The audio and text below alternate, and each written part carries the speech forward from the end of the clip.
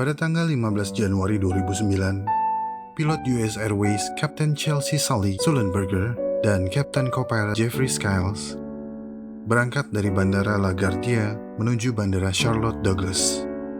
Tapi baru 3 menit penerbangan, kira-kira pada ketinggian 2.800 kaki atau 850 mdpl, pesawat Airbus A320 yang ia kemudikan menabrak kawanan burung yang sedang migrasi.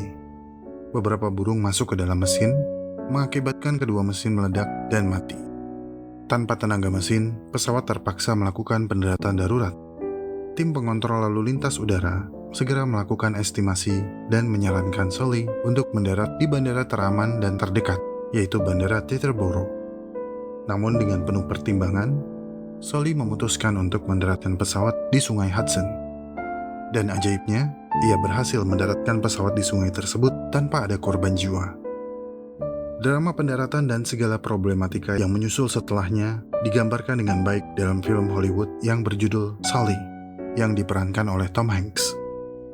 Dan tahukah kamu, kisah Sully yang heroik ini mirip dengan apa yang dilakukan oleh pilot Garuda Indonesia yang terpaksa melakukan pendaratan darurat di Sungai Bengawan Solo. Pilot Garuda Indonesia itu adalah Kapten Abdul Rozak, kelahiran Kudus 29 Maret 1957. Beliau mengawali karirnya sebagai kopilot Fokker F-28, kemudian bergabung dengan Garuda Indonesia di tahun 1980.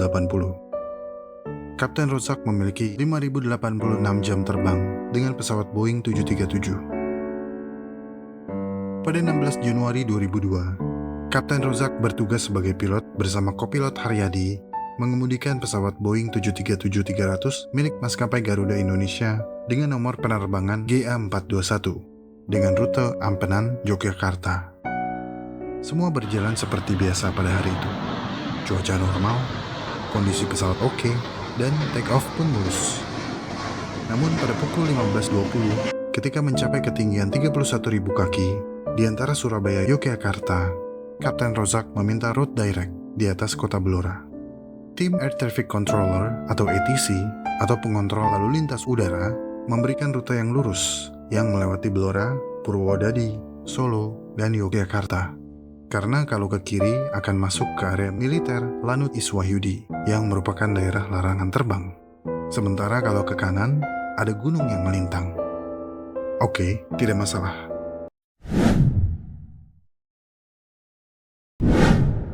Pesawat pun melanjutkan penerbangan dengan rute yang telah diberikan.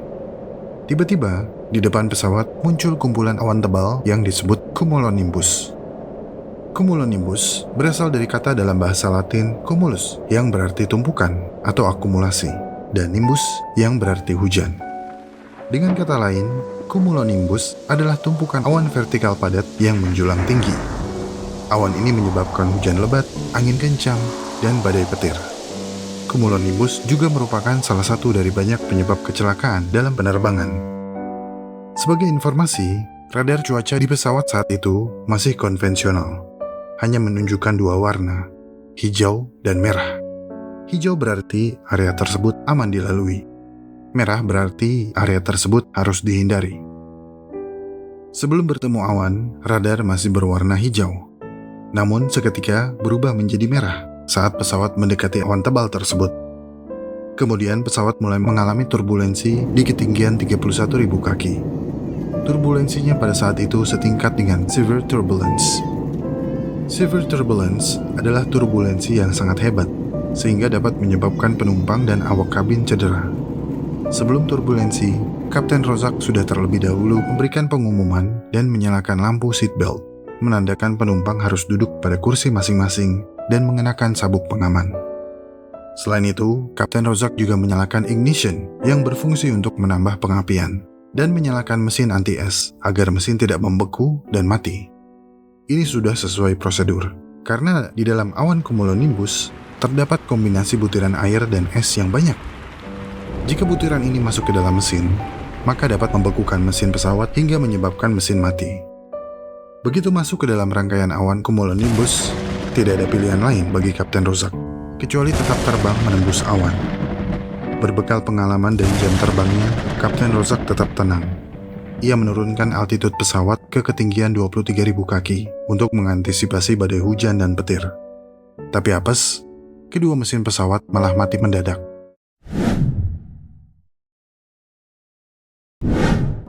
Sesuai prosedur, Kapten Rozak segera memberikan arahan kepada kopilot Haryadi untuk beralih ke generator yang akan membantu menghidupkan kembali kedua mesin.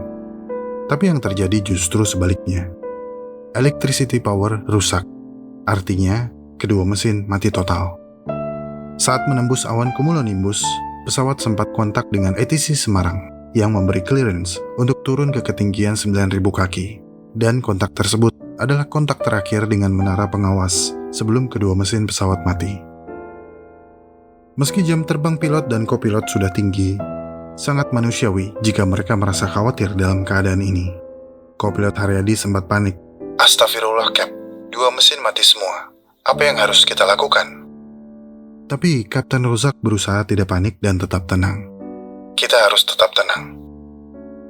Kapten Rozak lalu mengambil tindakan untuk melakukan prosedur windmilling, yaitu dengan memutar kembali propeller mesin, memanfaatkan dorongan udara dengan meluncurkan pesawat ke bawah, kira-kira seperti mendorong mobil mogok ke jalan yang menurun. Namun, usaha itu tidak juga membuahkan hasil. Pada saat yang bersamaan, di dalam kokpit, kopilot Haryadi terus mengirim pesan, "Mayday, Mayday," berulang-ulang. Tapi tidak ada jawaban dari menara ATC. Kapten Rozak mencoba menenangkan kopilot Haryadi. "Mereka tidak akan mendengar. Semua peralatan mati. Radio pun mati. Kita fokus dengan apa yang di depan kita." Masih dalam keadaan panik, kopilot Haryadi langsung mengambil mikrofon dan berteriak kepada kru dan para penumpang, "Prepare emergency." Namun sayangnya, jalur komunikasi dari kokpit ke kabin juga sudah mati. Kapten Rozak memerintahkan kopilot Haryadi untuk meletakkan mikrofon dan memintanya untuk pergi ke kabin dan menjelaskan kepada seluruh penumpang dan kru dan meminta mereka untuk berdoa. Kopilot Haryadi tanggap dan segera bergegas ke belakang, memberitahu kru dan para penumpang. Ternyata keadaan kabin sudah kacau. Sebagian penumpang histeris dan panik. Banyak di antaranya menyerukan takbir. Sulit membayangkan apa yang dirasakan oleh mereka yang berada di dalam pesawat ketika itu. Ruang kabin panas dan gelap karena electrical power mati. Pada saat yang sama, pesawat terus-menerus mengurangi ketinggian dari 23.000 kaki hingga ke 8.000 kaki. Kopilot Haryadi dibantu pramugara dan pramugari mencoba untuk menenangkan para penumpang untuk tidak panik dan tetap berdoa untuk keselamatan semua. Mereka meyakinkan kepada penumpang bahwa mereka akan berusaha sekuat tenaga agar pesawat dapat keluar dari badai awan petir itu. Saat itu, situasi sudah kritis. Pandangan di depan pun gelap tertutup awan. Kapten Rozak sudah menyerahkan hidup matinya kepada Tuhan dan berteriak, "Allahu Akbar, Allahu Akbar." Tak lama kemudian, pesawat tiba-tiba keluar dari awan, sehingga ia bisa melihat dengan jelas semua yang terhampar di hadapannya. Dalam waktu sesempit itu, Kapten Rozak harus bergerak cepat dan terukur. Yang terus muncul di kepalanya ketika itu adalah pendaratan darurat. Bagaimana caranya ia bisa mendaratkan burung besi seberat 62 ton lebih itu dengan aman, sehingga tidak ada korban jiwa. Ada 3 pilihan lokasi saat itu yang bisa menjadi pertimbangan untuk pendaratan pesawat, yakni di lapangan bola, di sawah, dan di sungai. Setelah berdiskusi dengan kopilot Haryadi, Kapten Rozak dengan mantap berkata, "Saya putuskan kita akan mendarat di sungai." Keputusan yang cepat tapi tepat, karena kalau pesawat mendarat di sawah, risiko terbakar lebih tinggi karena ada tegalan yang bisa menggesek bodi pesawat dan menyebabkan percikan api. Begitu juga dengan lapangan bola. Besar kemungkinan ada pemukiman warga di dekatnya.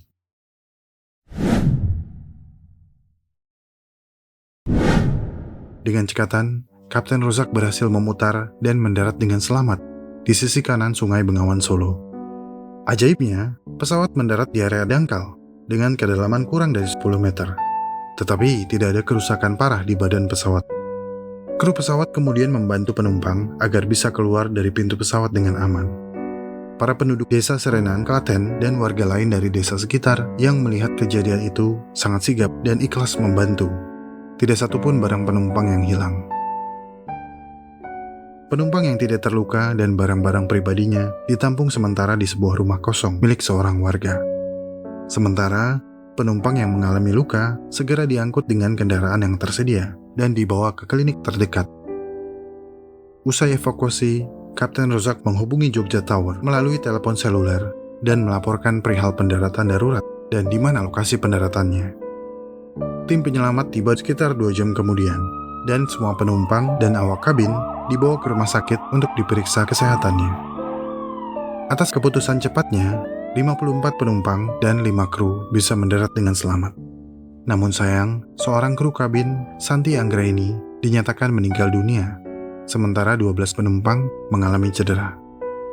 Ketika pesawat mendarat di sungai, guncangan menyebabkan pintu darurat terbuka paksa. Pada saat pendaratan, posisi Santi sangat dekat dengan pintu darurat. Ia tertarik keluar pesawat dan terbentur ekor pesawat. Nyawanya tidak terselamatkan dan meninggal di tempat.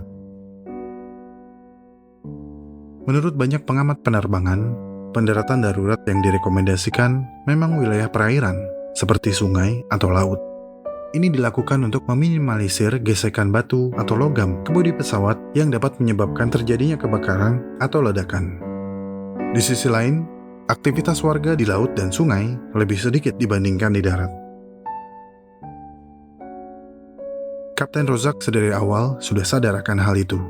Maka dari itu, ia memutuskan tetap melayang di atas jalur sungai Bengawan Solo. Sebelum melakukan pendaratan, ada jembatan besi yang melintang di atas sungai. Hal ini menyebabkan Kapten Rozak berputar kembali untuk melewati jembatan besi itu. Perhitungan dan ketepatan sikap Kapten Rozak akhirnya membawa pesawat yang tanpa tenaga pendorong itu dapat tetap meluncur dan mendarat tanpa kerusakan yang fatal. Atas aksi heroiknya, Kapten Rozak mendapatkan penghargaan dari negara dan juga penghargaan American Medal of Honor dari lembaga American Biographical Institute. Kapten Rozak menceritakan pengalaman fenomenalnya dalam sebuah buku yang berjudul Miracle of Flight. Dan sejauh ini, hanya ada 2 pendaratan darurat di air yang berhasil. Pertama oleh Kapten Sully dari US Airways 1549 di Sungai Hudson, Amerika Serikat pada tahun 2009. Yang kedua oleh Kapten Abdul Rozak dari Garuda Indonesia GA421 di Sungai Bengawan Solo pada tahun 2002. Dari kejadian yang baru diceritakan, kita dapat mengambil teladan dari Kapten Rozak. Dalam situasi yang mencekam, kita tetap harus tenang agar dapat menemukan jawaban. Lakukan yang terbaik, setelah itu pasrahkan. Serahkan kepada Tuhan.